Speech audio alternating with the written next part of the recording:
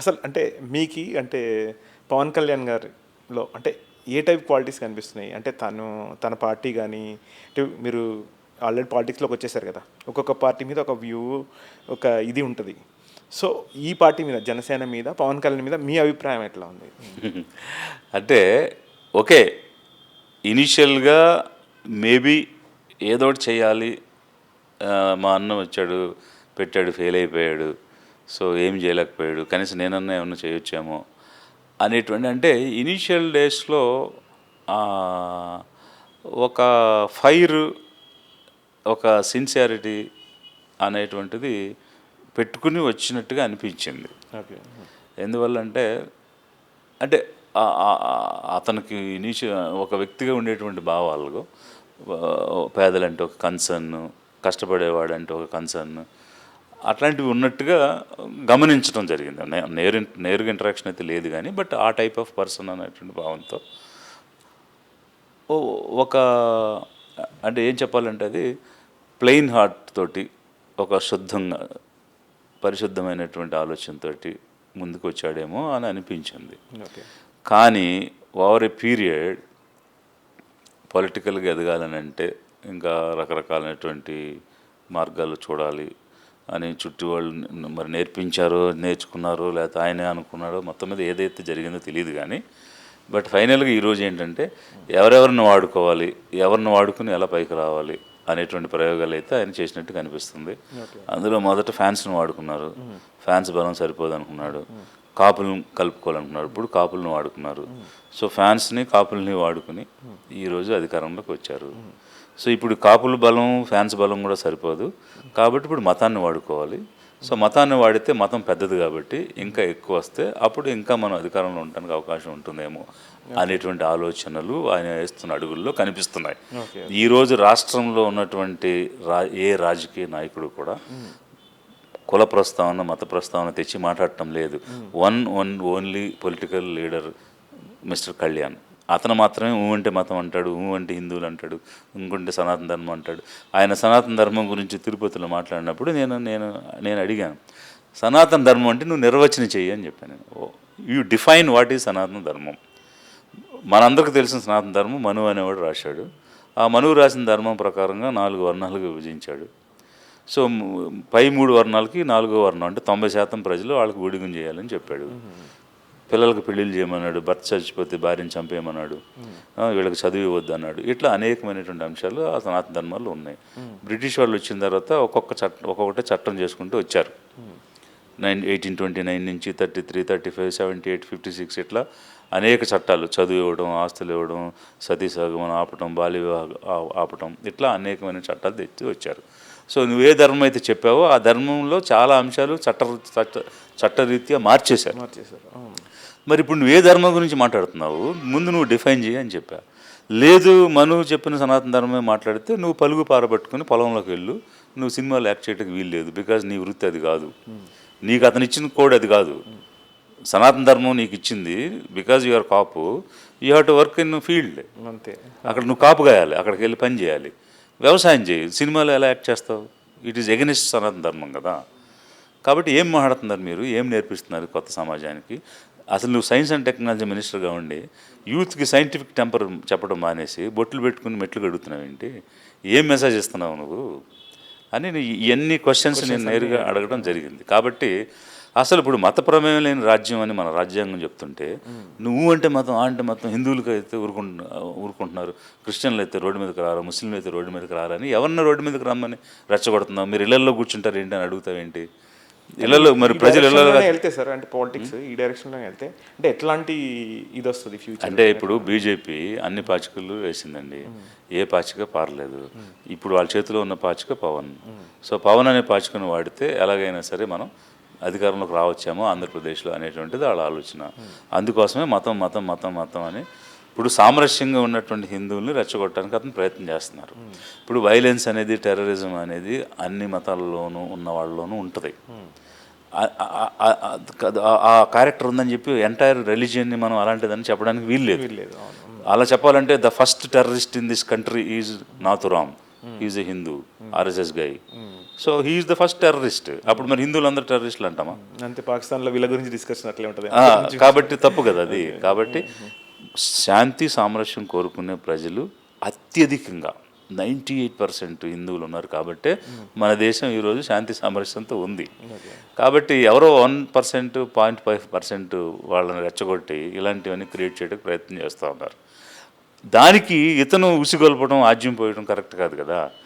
ఇది ఒకటైతే, most inconsistent politician ఇప్పుడున్న సమకాలీన రాష్ట్రంలో మన కాంటెంపరీ పాలిటిక్స్లో మోస్ట్ ఇన్కన్సిస్టెంట్ పొలిటీషియన్ ఎవరు ఉన్నారంటే దట్ ఈజ్ మిస్టర్ కళ్యాణ్. ఎందుకంటే మా నాన్న ఏమంటాడు, హేతువాది, దీపారాధన చేస్తే దానికి సిగరెట్ వెలిగించుకుంటాడు అంటాడు. నెక్స్ట్ మినిట్ మా నాన్న రామజపం చెప్పేవాడు, మేము రామ్ భక్తులు అంటాడు. సో మీకు ప్రతి దానికి చెగువేరా అన్నాడు, కమ్యూనిజం అన్నాడు, సోషలిజం అన్నాడు. ఫస్ట్ మరి ఇప్పుడు వచ్చి హిందుత్వం అంటున్నాడు, మతం అంటున్నాడు. So complete contrast. అంటే ఈ చివరి నుంచి ఆ చివరికి, అంటే ఎక్స్ట్రీమ్ లెఫ్ట్ నుంచి ఎక్స్ట్రీమ్ రైట్కి, నాట్ ఈవెన్ సెంటర్. సో ఇది అసలు పొలిటికల్గా ఒక ఐడియాలజీ లేకుండా, ఒక పద్ధతి లేకుండా ఇలాంటి పొలిటీషియన్స్ను అరుదుగా చూస్తాము. ఇప్పుడు మనకు అలాంటి అగత్యం వచ్చింది, ఇట్లాంటి చూడాల్సిన అగత్యం వచ్చింది.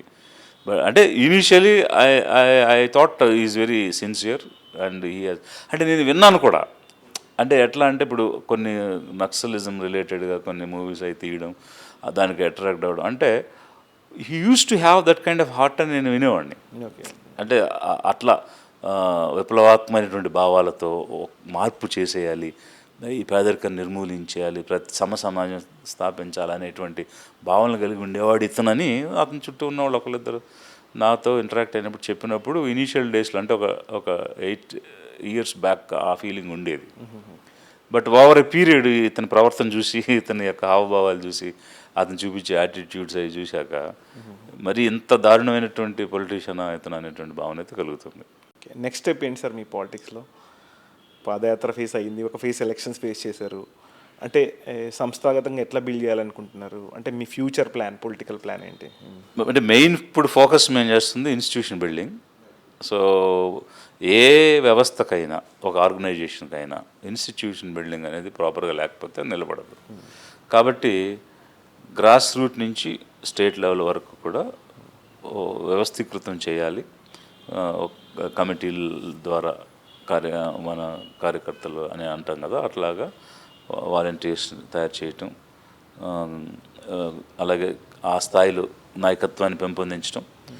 ఈ నాయకత్వం పెంపొందించే దానిలో భాగంగా వారికి రకరకాల ట్రైనింగ్స్ ఇచ్చి, అవేర్నెస్ ఇచ్చి, ఐడియాలజికల్ ఫ్రేమ్లోకి వాళ్ళని తీసుకొని వచ్చి, ఒకటి అంటే వాళ్ళకి లైవ్లీహుడ్ ఉండాలి.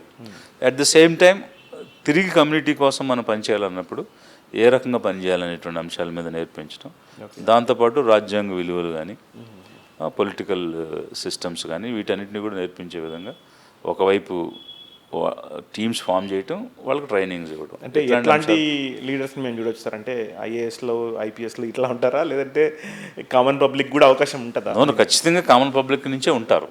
ఐఏఎస్, ఐపీఎస్ లాంటి సర్వీస్ నుంచి వచ్చిన వాళ్ళు కూడా ఉండొచ్చు, బట్ వాళ్ళు చాలా ఫ్యూ నెంబర్స్ ఉంటారు. బట్ మనకి గ్రామస్థాయి నుంచి, అంటే మా ఐడియాలజీ ఏమిటి, పేదవాళ్లతో మమేకమై పనిచేయాలనేటువంటిది. సో పేదలు అనేవాళ్ళు ఎస్టీలో ఉన్నారు, ఎస్సీలో ఉన్నారు, ఓబీసీలో ఉన్నారు, మైనారిటీలో ఉన్నారు, ఓసీలో ఉన్నారు. సో అన్ని వర్గాలలో ఉన్నటువంటి పేదల నుంచే మేము నాయకత్వాన్ని తీసుకురావాలనేటువంటి ఉద్దేశం. ఇక్కడ కుల మత ప్రాతిపదిక కాదు, పేదరికం అనేటువంటిది ప్రాతిపదిక. అంటే ఏదన్నా ఒక యాక్షన్ ప్లాన్ ఏమన్నా ప్లాన్ చేశారు సార్? అంటే ఇన్ని రోజుల్లో మేము అంటే డిస్ట్రిక్ట్ కమిటీస్ కంప్లీట్ చేస్తామని కానీ, ఒక క్యాలెండర్ని కానీ? క్యాలెండర్ అంటే పర్టికులర్ ఫిక్స్డ్ డేట్స్ అయితే మేము పెట్టుకోలేదు, కానీ district after district we are doing. Maybe another 6 months ఈ యాక్టివిటీ మీద ఉంటాము. అంటే ఇక్కడ పొలిటికల్ అంబియన్స్ కూడా చూడాలి మనం. ఎట్లా అంటే ఇప్పుడు చాలామంది నాతో మాట్లాడుతున్నారు, కానీ ఇప్పటికిప్పుడు ముందుకు రావడానికి వెనకాడుతున్నారు. ఎందువల్ల వెనకాడుతున్నారంటే రకరకాల, అంటే కొంత గవర్నమెంట్తో పనులు ఉండేవాళ్ళు ఉంటారు, గవర్నమెంట్ అంటే భయపడేవాళ్ళు ఉంటారు. సో ఇప్పుడే వచ్చేస్తే ఎట్లా అనుకునే వాళ్ళు ఉంటారు. ఇట్లాంటివన్నీ కొన్ని ఉన్నాయి. ఈ రెడ్ బుక్, బుల్ బుక్ మీ ఇంపాక్ట్ కనిపిస్తుంది సార్ ఏమన్నా? అది ఇప్పుడు సో దట్ రెడ్ అనేది చాలా తప్పండి. ఇప్పుడు ఎక్స్ సీఎం ఏదైతే పొరపాటు చేశాడని అనుకుంటున్నారో, అంటే ఇలాగ కొంచెం విండిక్టివ్ యాటిట్యూడ్తో వెళ్ళడం, వీళ్ళ మీద కేసులు పెట్టడం అవి జరిగినాయి అని అప్పుడు గట్టిగా అరిచారు కదా. మరి అదే పని వీళ్ళు చేస్తున్నారు కదా, దానికి రెట్టింపు చేస్తున్నారు. ఫర్ ఎగ్జాంపుల్ ఇప్పుడు ఐపీఎస్ ఆఫీసర్స్ని, డీజీపీ క్యాడర్లో ఉన్నటువంటి వాళ్ళని అరెస్ట్ చేయడం, జైల్లో పెట్టడం. ఇప్పుడు ఆయన what way PSR Anjaneyulu is related to that particular case. He was a chief. He might have given some advice or he might have given some direction. All that is indirect. Being in the seat, he might have told something. But దానికి తీసుకెళ్లి జైల్లో పెట్టడం అనేటువంటిది cook up చేసి case build చేసి loan పెట్టడం, judicial కస్టడీలు, రిమాండ్లు పెట్టడం. చాలా మంది పోస్టింగ్లు కూడా అది నేను ఆల్రెడీ మాట్లాడాను. నేను 20 మందికి 8 నెలలుగా పోస్టింగ్ ఇవ్వలేదు, 5 కోట్ల రూపాయలు ఖర్చు అవుతుంది దానికని చెప్పాను నేను. ఎవరు తిన్నట్టు ఆ డబ్బు? ఇప్పుడు 20 మంది సర్వీసెస్ మీరు వాడుకోకుండా కొత్తగా మాకు ఆఫీసర్లు ఇవ్వండి అనేమో గవర్నమెంట్ ఆఫ్ ఇండియాకి లెటర్లు రాస్తూ వీళ్ళకి ఒక్కొక్కరికి 5 లక్షల రూపాయల వరకు నెలకి జీతం కూర్చోబెట్టి ఇవ్వడం ఏంటి? వాళ్ళు యూపీఎస్సీ నుంచి రిక్రూట్ అయ్యి వచ్చిన వాళ్ళు, all India service officers. So ఇప్పుడు యూపీఎస్సీ రిక్రూట్మెంట్ యూనిఫామ్గా చేస్తుంది. తెలుగుదేశానికి ఒక ఐఏఎస్, వైసీపీకి ఒక ఐఏఎస్ని ఇవ్వదు కదా. సో అందరికీ ఒకే ట్రైనింగ్ ఉంటుంది కదా. సో వాళ్ళని వీళ్ళు టీడీపీ, వైసీపీ అని విభజించి వాళ్ళకి పోస్టింగ్ ఇవ్వకుండా పెట్టడం అనేటువంటిది టూ మచ్ కదా. It's against the law and constitution. అంటే అధికార దుర్వినియోగం, అంతకుమించి ఏం లేదు. ఏదో ఒక పోస్టులో పెట్టాలి కదా, కూర్చోబెట్టి జీతం ఎట్లా ఇస్తాను? అందుకే మనం అందరం ట్యాక్సులు కట్టి వాళ్ళకి ప్రభుత్వానికి నిధిని సమకూర్చింది. సో ఇవన్నీ మిస్యూజ్, ఫెయిల్యూర్స్ అని ప్రజలు చూస్తారండి. ఇప్పుడు 20 మందిని కూర్చోబెట్టి 5 కోట్ల చొప్పున అతను ఖర్చు పెడుతున్నాడు, దానివల్ల రూపాయి ప్రయోజనం లేదు అంటే మన డబ్బంతా తీసుకెళ్ళి ఇట్లా పాడు చేస్తున్నాడు. సో ఇతన ముఖ్యమంత్రి వీళ్ళ ఇదా ఎఫిషియన్సీ అని జనం అనుకోరా? పైగా వాళ్ళకి ఎంత హ్యూమిలేషను. ఇప్పుడు నిన్నటిదాకా కలెక్టర్గా కూర్చొని ఈరోజు ఏ ఉద్యోగం లేకుండా ఇంట్లో తిరుగుతుంటే వాళ్ళ పిల్లలు ఏంటమ్మా ఇట్లా ఉన్నావు, ఏంటి నాన్న ఇలా ఉన్నావు అంటే ఐఏఎస్ అంటే ఇలా ఉంటుందా, అయితే మేము చదువుకుని ఇట్లాంటి ఉద్యోగాలు తెచ్చుకొని ఇలా హ్యూమిలేట్ అవ్వాలా అన్న ఫీలింగ్ ఇళ్లలో ఉన్న వాళ్ళకి, చుట్టూ ఉన్న వాళ్ళకి ఉంటుంది కదా. అది అసలు ఎందుకు ఆ రకమైన పనిష్మెంట్ ఇవ్వాలి వాళ్ళకి? వాళ్ళు చేసిన తప్పేంటి?